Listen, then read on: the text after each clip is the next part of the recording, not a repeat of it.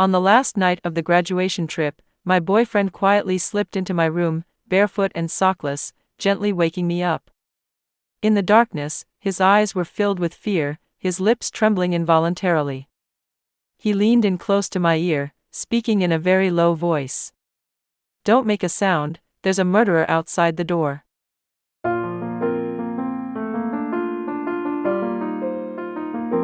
Chapter 1.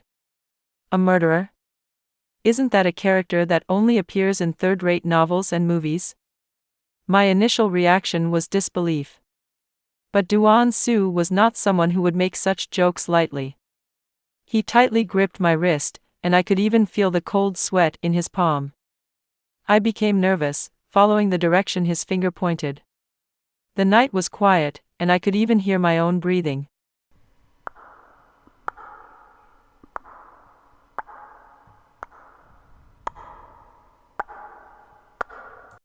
And the deliberately muffled footsteps outside the door.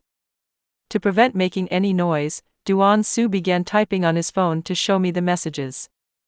Just now, when I went to the living room to get some water, I saw Sia-hwan sitting on the sofa without moving at all. I called her several times, but she didn't respond. I found it strange and walked over to ask her what was wrong. Unexpectedly, as soon as my hand touched her shoulder, her head dropped. Someone had cut off her head, then placed her in the living room. Then I heard the door to Xiao Lan's room creak, and I was terrified. "I was more afraid for your safety, so I came to find you." He then showed me a photo album. A headless female corpse lay on the sofa, a mass of dark red intestines on the floor, and human skin spread out on the coffee table. I felt sick and wanted to vomit. We rented this villa specifically so we could have a great time on the last day of our graduation trip. We never imagined something like this would happen. Do-won-soo typed another message. "I've already called the police. Although this place is quite remote, the police said they will come as soon as possible, within 15 minutes at most. As long as we lock the doors and windows during this time, he won't be able to get in." I nodded. The next moment, a flash of white light crossed my mind, and a chill ran up from my feet. I pulled out my phone to type, my fingers trembling. I remember locking the door before going to bed. "How did you get in?" Do-won-soo replied. "I took the spare key you left in the vase at the door." "Where's the key now?" Do-won-soo hesitated, subconsciously patting his pocket. "Oh no, I rushed in too quickly, the key is still in the door outside." I felt a wave of panic, wanting to hit something. He actually left the key in the door. It would take at least 15 minutes for the police to arrive, but no one could guarantee that the murderer wouldn't come upstairs in those 15 minutes. Likewise, no one could guarantee that if we opened the door to get the key, we wouldn't alert the murderer downstairs. But now we had no choice. Both Do-won-soo and I stood barefoot on the ground, quietly approaching the door, pressing our ears against it. The sound of footsteps was still some distance away from us, he should still be downstairs. I took a deep breath, quickly opened the door, grabbed the key, and then closed the door. Everything was done in one go. However, this villa had been around for some years, and the door inevitably made a slight creak when opened and closed. My heart was pounding. Do-won-soo moved the bedside table and chair over to use as a barricade against the door. In my mind, I prayed over and over, hoping the murderer hadn't heard the sound just now. But fate had other plans. The person's footsteps became faster, tapping on the floor, getting closer and closer to us. He heard it.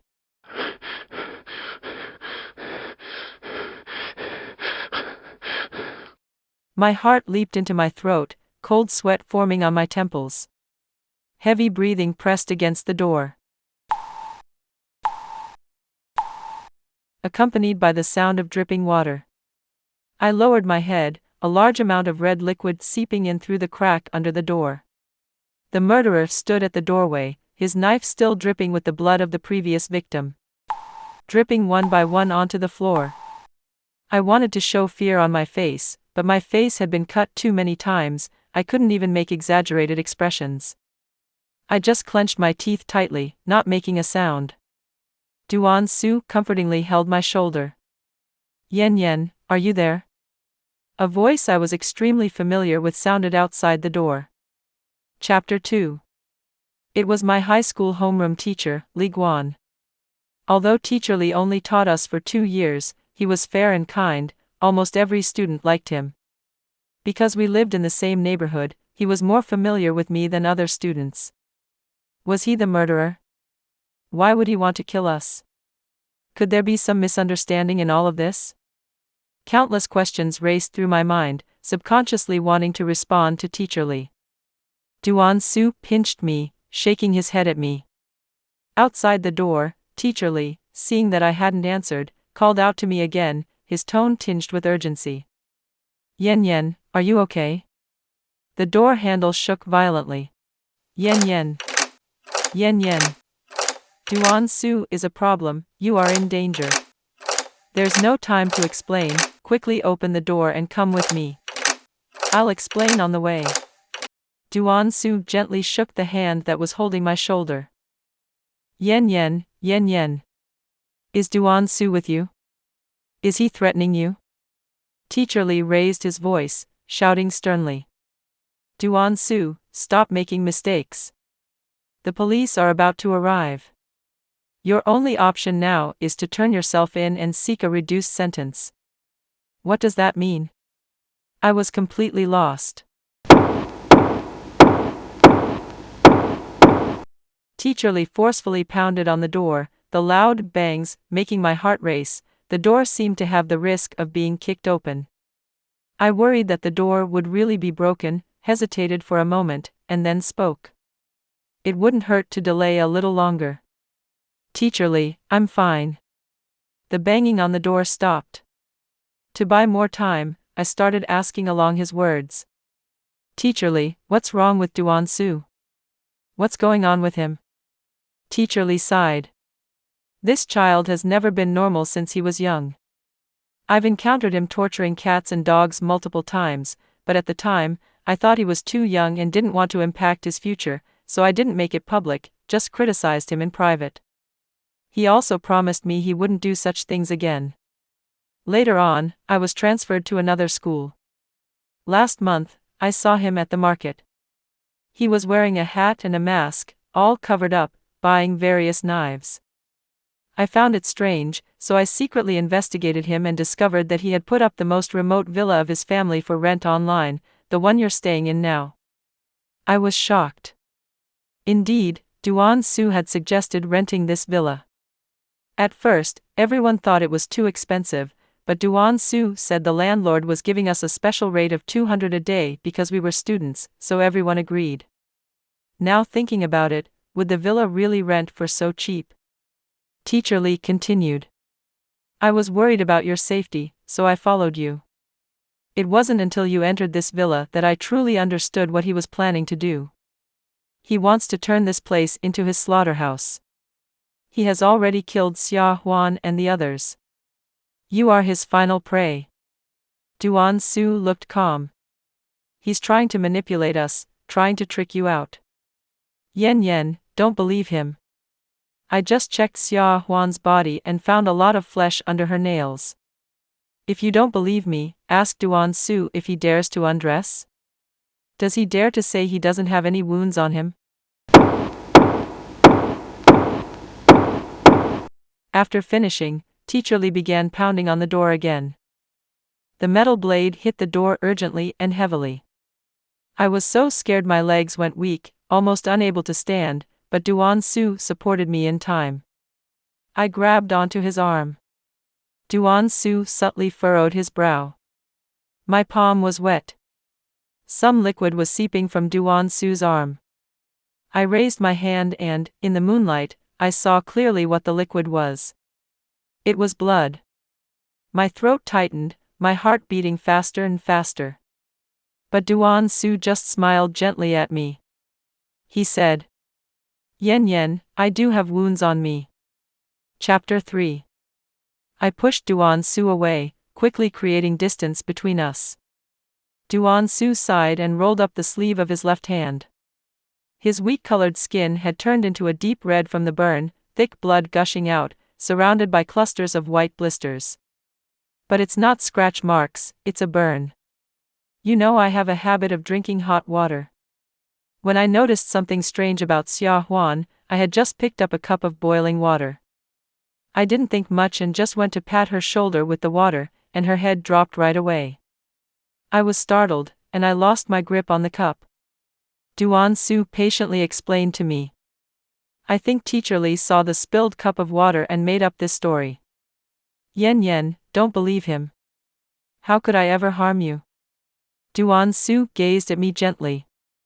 Even if we take a step back, if I really were a murderer as Li Guan claims, why didn't I kill you while you were sleeping? Wouldn't that have been quicker and easier? After hearing Duan Su's words, the slight suspicion that had arisen in me vanished instantly. Duan Su and I grew up together. He can be said to have grown up under my observation. I am the person who knows him best in this world. He once had his hand broken by bullies while trying to save a girl from being bullied. So how could a person like him possibly be a murderer? Teacher Li outside became increasingly agitated, shouting hoarsely. He's lying. Don't be fooled by him, he's naturally antisocial and a performer. The reason he's not killing you is that he's not satisfied with simple murder. He enjoys the fear and struggle of his prey before they are killed, extending the pleasure of killing indefinitely. I was also deceived by his performance in the past. I found out he was torturing small animals, and I criticized him severely.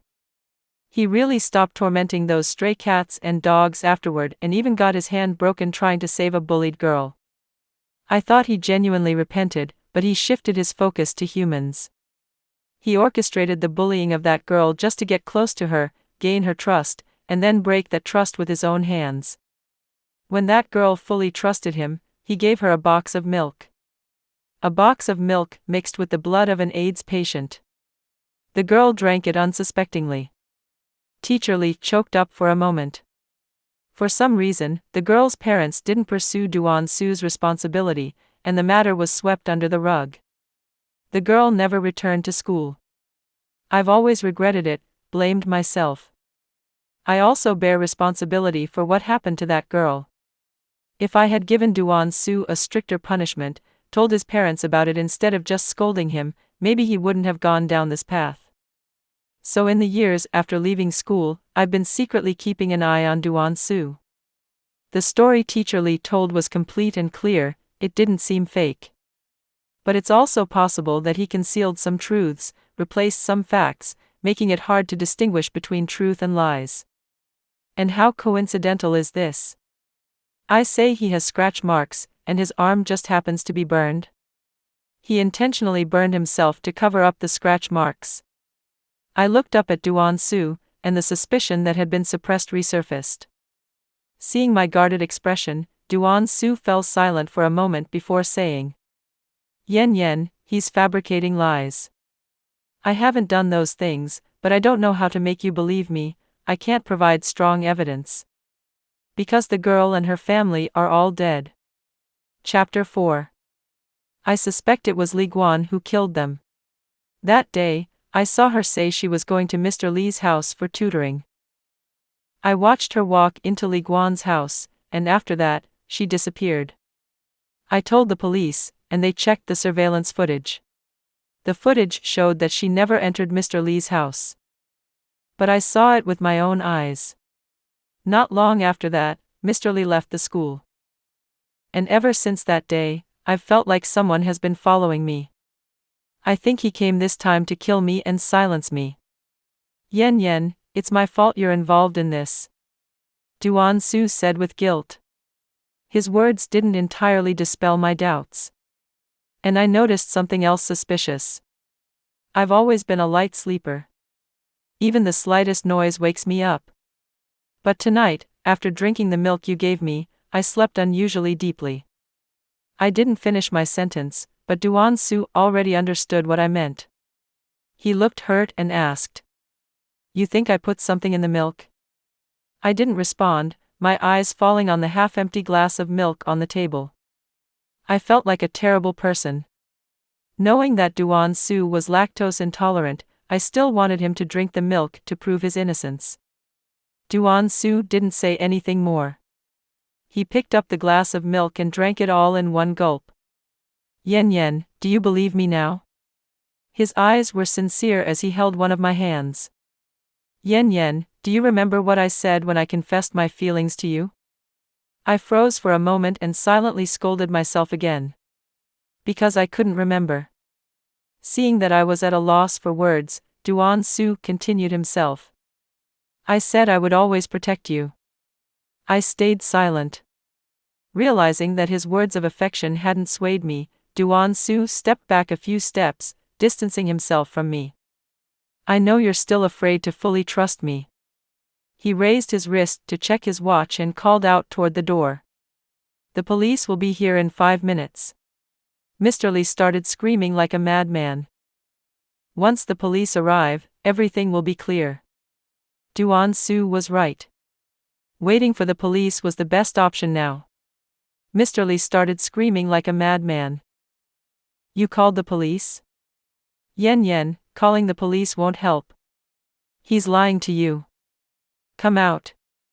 Come out now.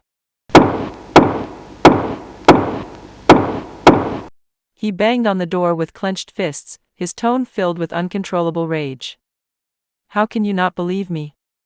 Do you remember when you were a child? If it weren't for me, your dad would have abandoned you.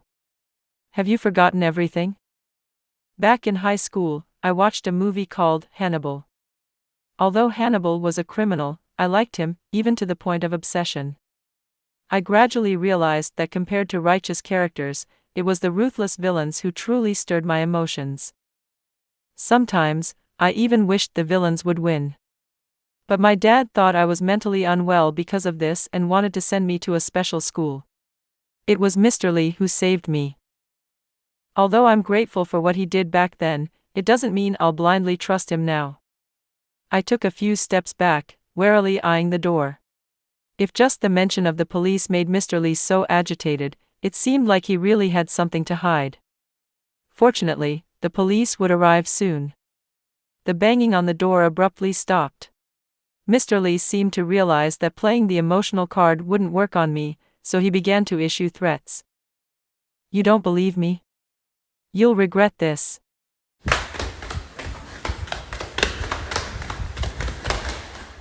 With those words, he stomped down the stairs. He must have been afraid of the police and fled. I exhaled deeply and collapsed onto the bed, completely drained. The sandwich Duan Su had given me at some point had fallen to the floor. I bent down to pick it up, unconsciously squeezing it in my hand. It was soft, but I could feel something hard and spherical inside. I tore open the sandwich's packaging and took it out. Embedded on the back of the sandwich was a black eyeball. The eyeball still had some nerves clinging to it, not fully severed. Duan Su walked up beside me, his eyes gleaming with an unusual light. Yan Yan, what's wrong? At the same time, a loud noise came from outside the door. It was Mr. Lee, back again. This time, he was wielding a massive axe, hacking at the door. Within a few blows, the door had a large hole in it. A bloody hand reached through the hole, groping for the lock. My heart nearly stopped, and I was so terrified I couldn't breathe. Chapter 5. Duan Su lowered his voice and said, Yan Yan, the truth is, Li Guan and I are in this together. He's a deranged murderer. He kidnapped my sister and forced me to bring you all to this place. Then he made me play along with this twisted act. To make me obey, he gouged out one of my sister's eyes, took a photo of it, and told me he had mailed it to me. But I never received the package. His gaze fell on the sandwich in my hand. I didn't expect it to be hidden in there. Duan Su gave a bitter laugh, then looked up at me, his eyes resolute. No matter what, I just couldn't bring myself to hurt you. The door had been broken down. Mr. Lee, dressed in a black raincoat, stepped inside. Duan Su shielded me behind him. I'll hold him off. You run out the window. Don't look back, no matter what. Yen Yen, you must survive. With that, he charged toward Mr. Lee. My feelings for Duan Su were incredibly complicated. He was a killer, but he also genuinely wanted to save me. I clenched my fists and quickly ran toward the window. Now wasn't the time to dwell on these things. Just then, I heard a distinct sound. A blade piercing through flesh. Run, Yen Yen. Duan Su shouted hoarsely at me. Without hesitation, I opened the window and jumped out. A sharp pain shot through my ankle, and my face felt like it was slipping down. I was genuinely worried it might fall off. But there was no time to worry about that now. I stomped my feet to shake off the pain and ran desperately toward the distant forest. The cold night wind howled into my throat, and the taste of iron filled my mouth. My clothes were soaked with sweat. I didn't know how long I'd been running, but eventually, my legs gave out, and I could run no more. I found a cave and hid inside. Hugging my knees, shivering, I made a call to the police. I quickly explained what had happened. The operator was a young woman with a gentle voice. All right, we understand the situation. Officers will be dispatched within 20 minutes. My boyfriend said he already called the police earlier. Did you receive his report? I asked. Yes, we understand the situation. She replied. I'm asking if you received the report? Yes, we understand the situation. Why could she only say one sentence? Could it be that even the police system uses AI now? Transfer me to a human operator. I muttered under my breath. Yes, we understand the situation. Officers will. The soothing voice repeated the same phrase over and over. The biting cold wind blew into the cave, rustling the leaves outside. Strange animal cries echoed through the forest. I shivered, feeling increasingly uneasy. Just as I hung up the phone, Duan Su called me. After a moment of hesitation, I decided to answer. Yen Yen, are you hiding well? I'm coming to find you. If I catch you, you'll be the next ghost in the game, okay? Do you know how someone becomes a ghost? Duan Su laughed, his tone cheerful. It was completely different from his usual demeanor. Suddenly, I recalled Mr. Lee's words. Duan Su is a born sociopath with a histrionic personality. He loves to act and toy with his prey before they die. Yen Yen, why aren't you saying anything? You're not seriously believing what I said earlier, are you? Oh, no way. No way. Did you really believe me? Duan Su's excitement grew. Ah, it's all my fault for being such a good actor. That scene where I charged at Li Guan to fight him, you must have been so moved. Ha ha ha.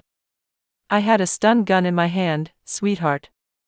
Did you really think that old man could take me on? All right, now tell me how you're feeling inside. Scared? Angry? Don't worry. I'll be there to find you soon. Chapter 6. It turned out Mr. Lee was telling the truth. Duan Su really was the murderer. I remembered that Duan Su had helped me fix my phone last week. Perhaps he had tampered with it then. Hearing the robotic female voice earlier had solidified my suspicion. I still had a backup phone in my room, one Duan Su hadn't touched. I had to use that phone to call the police again. Leaving my phone in the cave, I turned and ran back toward the villa. As I crossed the forest, I caught a glimpse of Duan Su walking toward the cave with a knife in his hand. Leaving the phone there had been the right decision. I ran back to the villa as fast as I could. Thankfully, Duan Su hadn't locked the door. I pushed it open and stepped inside cautiously. The living room was a gruesome sight. Aside from the headless corpse of a woman on the sofa, Xiao Lan's dismembered limbs were floating in a transparent tank. Her wide-open eyes stared blankly, her lashes trembling slightly, and her twisted expression suggested she wasn't fully dead yet. I burned the image of her agonized face into my mind and quickly ran upstairs. The moment I opened the door, I saw Mr. Lee lying in a pool of blood. I skirted around his body and rushed to the bed, retrieving the backup phone from under the pillow. I dialed the police immediately. "Hello, I need to report a murder. My boyfriend is the killer. His name is Duan Su." The officer on the line listened patiently before responding. "Ma'am, the methods you've described match those of a case we're currently investigating. The perpetrator also enjoys the victim's fear before death and loves to act. By the way, our profiler has determined that the killer in this case is likely working with an accomplice. They commit the crimes together. Ma'am, until we arrive, I strongly advise you not to trust anyone." The officer added. "Understood," I replied. I hung up, my mind racing. The officer had said there were likely 2 killers. But right now, only Duan Su and I were still alive. Maybe it wasn't the same killer after all. The most important thing now was to find a place to hide. I stood up. Suddenly, the bedroom grew dim. The light streaming in from the hallway was partially blocked by a massive shadow. I turned my head mechanically. Mr. Lee was standing up from the pool of blood, his intense gaze fixed on me. He stretched his neck, revealing a chilling grin with his sharp white teeth. "Surprise, Yen Yen." My blood ran cold. At the same time, I heard Duan Su's voice coming from downstairs. "Damn it." Zhou Yen left the phone in the cave and ran. She must have realized there was something wrong with it. My guess is she's gone back to the villa to find a new phone and call the police. "Mr. Lee, have you caught her yet?" Chapter 7. Mr. Lee raised a finger to his lips, gesturing for silence, and then turned to close the door behind him. He walked out. "No, she's not here." "What? How is that possible? Where could Zhou Yen have run off to?"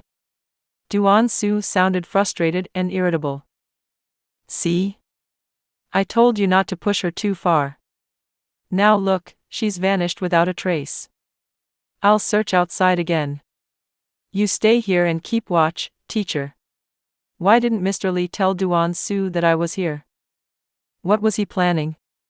I listened carefully for any sounds outside, preparing to jump out the window again as soon as Duan Su moved further away. Just as the thought crossed my mind, the door opened. Mr. Lee stood there, towering over me, the knife in his hand gleaming coldly. He thrust the knife into my hand. "Yen Yen, I'm old now. I don't want to kill anymore. I can't even feel the thrill I once did when I was younger. All I feel now is dread. I've watched you grow up. I truly don't want to hurt you. But Duan Su won't agree. This place is far from the city. It'll take the police at least an hour to get here. Duan Su will find you before then. I won't be able to protect you. The only way now is for you to kill Duan Su." His eyes stayed fixed on me, filled with apparent sincerity. "If you don't believe me, you could use this knife to kill me now and then run away. After all, what I've done is enough to deserve death 1,000 times over." Mr. Lee closed his eyes, tilting his head back as if ready to accept his fate. I lowered my gaze. Honestly, I didn't believe him at all. A man who had killed for so many years suddenly found a conscience. But confronting him now would do me no good. I pretended to agree, hiding the knife in my sleeve and preparing to act as the situation unfolded. Mr. Lee nodded at me, seemingly relieved. "I'll call Duan Su back in a bit. I'll distract him up front, and you stab him from behind," he said, pointing to the area over his heart. "Got it," I replied, obediently hiding behind the living room sofa. 10 minutes later, Duan Su returned, striding into the room confidently. He plopped down onto the sofa. "I still couldn't find Zhou Yen. Do you think she's up to something?" he muttered, popping a grape into his mouth. Mr. Lee suddenly stood up, his voice earnest. "Duan Su, the police have already discovered that girl's body. Murder cases don't go unsolved. We'll definitely be caught. We should turn ourselves in." What? Li Guan, have you lost your mind? Duan Su shot up from his seat, towering over Mr. Li. After a moment, he burst into laughter. I know exactly what you're trying to do. Seizing the opportunity, I drove the knife into Duan Su's chest. He collapsed to the ground, eyes wide with disbelief as he stared at me. Blood covered my hands, and my heart pounded relentlessly. Mr. Li wept tears of joy and pulled me into a tight embrace. Finally, we've freed ourselves from this demon, Mr. Li said, his voice trembling with relief. Yan Yan, don't worry. I'll definitely go to the police and turn myself in. If you're still uneasy, you can tie me up with a rope. Whether we wait here for the police or you drive me to the station, it's up to you. Tears streamed down his face as he held out his hands toward me. I started to believe that maybe Mr. Li was truly remorseful. He was willing to let me tie him up just to set my mind at ease. I found a length of rope and looped it over his wrists. Suddenly, he pulled his hands back and looked at me with pity. Yan Yan, you didn't actually believe I'd turn myself in, did you? Chapter 8. The police are on to us now, Mr. Li said, his tone calm but chilling. To escape, I have to give them a killer to catch. Otherwise, they'll hound me endlessly like rabid dogs. But the scapegoat can't be too far-fetched. It needs to be somewhat plausible. That's why I decided to use Duan Su as my fall guy. Unfortunately, he wasn't exactly cooperative. He refused to take the blame for me. So I killed him. But a simple death doesn't do justice to my favorite student. He tilted his head and smirked cruelly. Being killed by one's prey, that's thrilling. That's all I wanted to say. Now, Yan Yan, it's time for you to die. The police already know there were 2 of us involved in these crimes. To make your death more meaningful, I've decided you'll be Duan Su's accomplice. What do you think? 2 ruthless criminals, turning on each other and dying in a struggle over me, the innocent victim. Sounds good, doesn't it? He pressed the knife against my waist, drawing a thin line of blood across my back. The pain made me shiver uncontrollably. Mr. Li raised the knife high above his head. But the blade never came down. His eyes widened in shock, and he slowly looked down, staring at the massive hole in his chest. At some point, Duan Su had gotten up from the floor and plunged a knife into Mr. Li's heart. Duan Su pulled out a blood pack hidden near his chest and grinned. Teacher, we really are like-minded. I wanted to kill you too. But just stabbing you felt too dull. He twisted the knife deeper. Mr. Li pointed a trembling finger at me. You. Both of you. Duan Su chuckled. Huh, teacher, your expression right now is priceless, better than anyone I've ever killed. Truly a masterpiece for my final act. That's right, teacher. Yan Yan and I were working together. Isn't her performance incredible? I knew you'd try to kill me, so I had to strike first. Duan Su yanked the knife out and then plunged it into Mr. Li's neck. Blood spurted everywhere. Mr. Li collapsed to the ground, lifeless. Duan Su wiped the blood from his hands and flashed me a victorious smile. Yan Yan, it's finally over. I wiped my tears and nodded firmly. Chapter 9. A month ago, Duan Su confessed everything to me. He suffers from a psychological disorder, a congenital antisocial personality that makes him a potential criminal. But through active psychological intervention and medication, he hadn't done anything wrong. Until he met Li Guan. One day, as he passed by Li Guan's house, he saw Li holding a beautiful black cat, particularly drawn to its vivid green eyes. But Duan Su felt that something was missing. The next time he saw the black cat, it was in a garbage bin near Li Guan's house.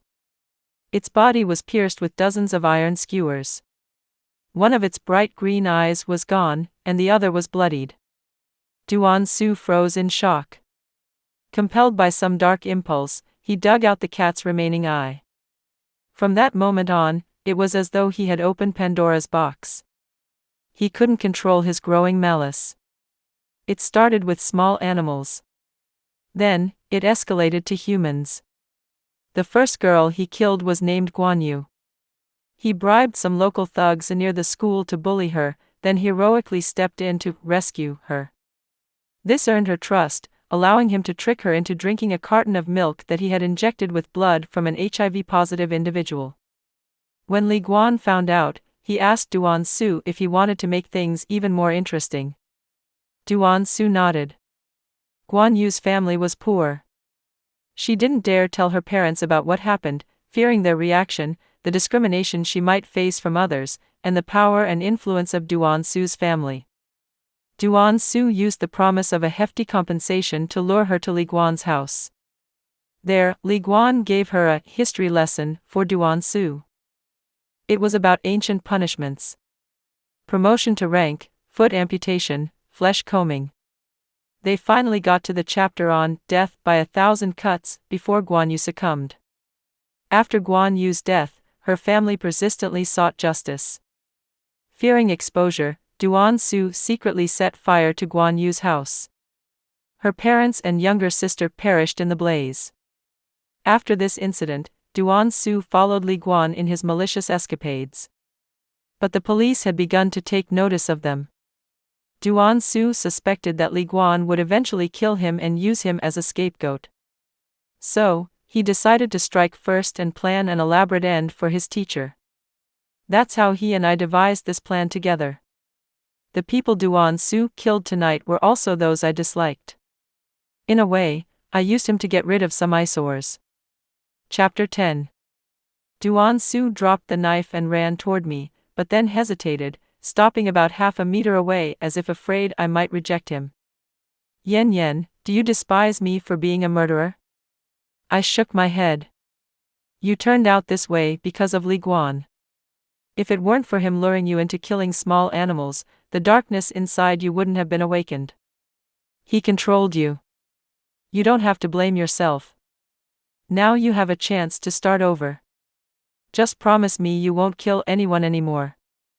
And, of course, the most important reason is. What is it? Because I love you. So I'll unconditionally stand by your side. I smiled naively. Hee hee. Duan Su covered his mouth, looking at me with a mix of apology and amusement. Sorry, I couldn't hold it in. Zhou Yan, you're too funny. You're the ultimate love-struck fool. He pulled a pair of plastic gloves out of his pocket and put them on. I'm really curious to open up your brain and see if your brain matter is shaped like a heart. Yan Yan, you love me so much, you'd fulfill this little wish of mine, wouldn't you? I thought about it carefully. If it were really Zhou Yan, she might actually agree to his request. Chapter 11. After knocking me unconscious, Duan Su dragged me into the basement. He tied me up on an operating table. Are you wondering why the police haven't arrived yet? He smirked. It's because you never successfully reported it even once today. I tampered with your backup phone as well. The person who answered your call was me. He cleared his throat, mimicking another voice. Miss, the methods of this Duan Su sound very similar to a case we're currently investigating. The voice was identical to the officer I spoke to the second time. Humming a cheerful tune, Duan Su seemed to want to deepen my despair. To that end, he even picked up an actual call from the police. Hello? Are you looking for Miss Zhou? Duan Su glanced at me, whose mouth was covered. No. Mr. Duan, we are looking for you. Are you with Zhou Yan right now? No, I'm not. I believe she's with her teacher, Mr. Li. Good, we have something to tell you. It might be hard to accept, but we've discovered a female corpse in the suburbs. Through DNA analysis, we've confirmed that the body belongs to Zhou Yan. She's been dead for a year. The person posing as Zhou Yan is an imposter. We suspect she killed Zhou Yan, underwent plastic surgery to resemble her, and has been living with you for the past year. We're not entirely sure of her motives, but we're certain she's extremely dangerous. If you see her, please contact us immediately. Hello? Hello? Are you still there? For the first time in a year, I saw genuine surprise in Duan Su's eyes. He must have been piecing things together, like a montage flashing through his mind.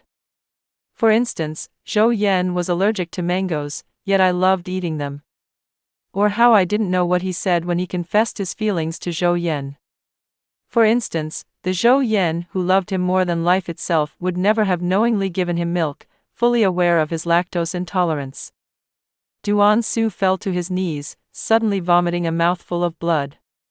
His phone slipped from his hand, hitting the floor with a loud thud. On the other end of the line, the police officer kept saying, "Hello? Hello?"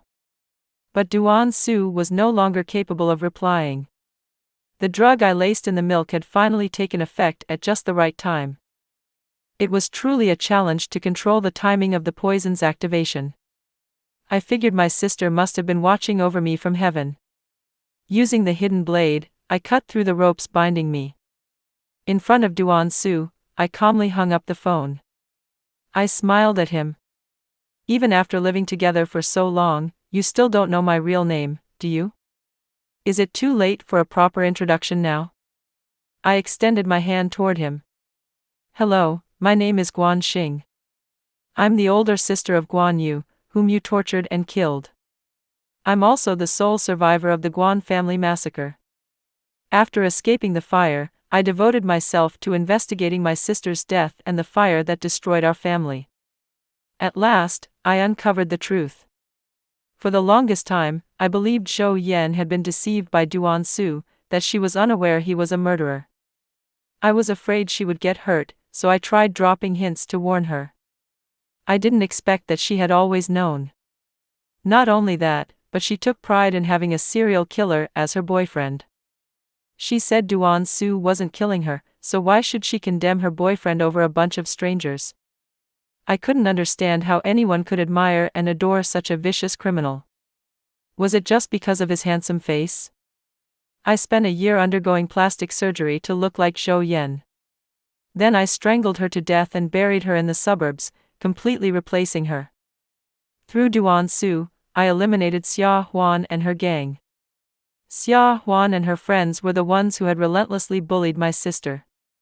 At first, I worried Duan Su might recognize Xia Huan and her group. To my surprise, he didn't. Then again, why would he?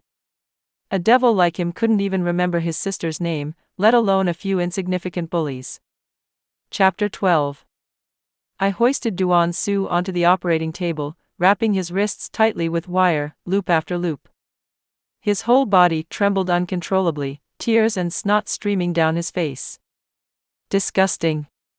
For someone who had killed so many, he was still afraid, wasn't he? I wiped the surgical knife clean and, looking at him seriously, said, "Dear Duan, it's time for our human anatomy class."